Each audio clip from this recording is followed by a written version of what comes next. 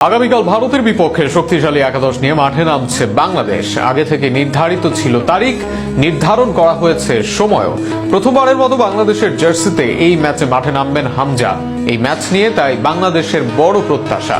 AFC কাপের বাছাই পর্বের এই ম্যাচের তারিখ, সময় ও ভারতের বিপক্ষে বাংলাদেশের সম্ভাব্য সেরা একাদশ নিয়ে বিস্তারিত থাকছে প্রতিবেদনে। ভারতের বিপক্ষে সেই বহুল প্রতীক্ষিত ম্যাচটি অনুষ্ঠিত হবে মোটে একদিন পরেই। 25 তারিখ বাংলাদেশ সময় সন্ধ্যা 7:30টায় ভারতের কাশ্মীর ঘেঁষা শ্রীলংয়ে মাঠে গড়াবে এই ভারত বাংলাদেশ লড়াই, যেখানে বাংলাদেশের সম্ভাব্য সেরা একাদশে গোলকিপার হিসেবে থাকবেন মিতুল মার্মা, তা অনেকটাই নিশ্চিত।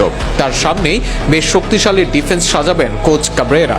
প্রবাস থেকে দেশে আসা তারিক কাজীর সঙ্গে দলের ভাইস ক্যাপ্টেন তপু বর্মন খেলবেন সেন্টার ব্যাক হিসেবে। রাইট ব্যাকে তাজউদ্দিন আর লেফট ব্যাকে ইসা ফয়সালকে খেলানোর সম্ভাবনা বেশি।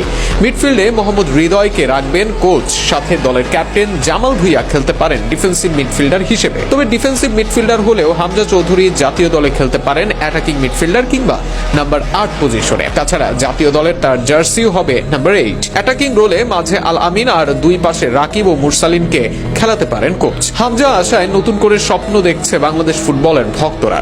25 তারিখ সন্ধ্যা 7:30 সেই স্বপ্ন পূরণের দায়িত্ব জামাল হামজাদের।